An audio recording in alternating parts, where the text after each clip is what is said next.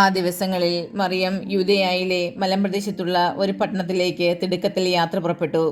അവൾ സക്രിയായുടെ വീട്ടിൽ പ്രവേശിച്ച് എലിസബത്തിനെ അഭിവാദനം ചെയ്തു. മറിയത്തിന്റെ അഭിവാദനം കേട്ടപ്പോൾ എലിസബത്തിന്റെ ഉദരത്തിൽ ശിശു കുതിച്ചു ചാടി. എലിസബത്ത് പരിശുദ്ധാത്മാവ് നിറഞ്ഞവളായി. അവൾ ഉദ്ഘോഷിച്ചു, നീ സ്ത്രീകളിൽ അനുഗ്രഹീതയാണ്, നിന്റെ ഉദരഫലം അനുഗ്രഹീതം. എൻ്റെ കർത്താവിൻ്റെ അമ്മ, എൻ്റെ അടുത്ത് വരാനുള്ള ഈ ഭാഗ്യം എനിക്കെവിടെ നിന്ന്? ഇതാ നിന്റെ അഭിവാദന സ്വരം എൻ്റെ ചെവികളിൽ പതിച്ചപ്പോൾ ശിശു എൻ്റെ ഉദരത്തിൽ സന്തോഷത്താൽ കുതിച്ചു ചാടി. കർത്താവ് അരുളി ചെയ്ത കാര്യങ്ങൾ നിറവേറുമെന്ന് വിശ്വസിച്ചവൾ ഭാഗ്യവതി. മറിയം പറഞ്ഞു, എൻ്റെ ആത്മാവ് കർത്താവിനെ മഹത്വപ്പെടുത്തുന്നു, എൻ്റെ ചിത്തം എൻ്റെ രക്ഷകനായ ദൈവത്തിൽ ആനന്ദിക്കുന്നു. അവിടുന്ന് തൻ്റെ ദാസിയുടെ താഴ്മയെ കടാശിച്ചു. ഇപ്പോൾ മുതൽ സകല തലമുറകളും എന്നെ ഭാഗ്യവതി എന്ന് പ്രകീർത്തിക്കും.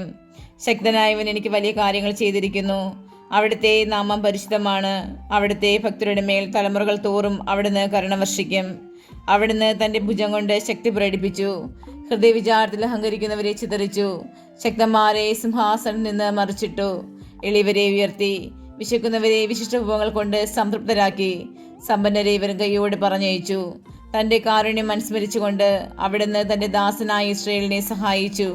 നമ്മുടെ പിതാക്കന്മാരായ അബ്രഹാത്തോടും അവൻ്റെ സന്തതികളോടും എന്നേക്കുമായി ചെയ്ത വാഗ്ദാനം അനുസരിച്ച് തന്നെ മറിയം അവളുടെ കൂടെ 3 മാസത്തോളം താമസിച്ചു.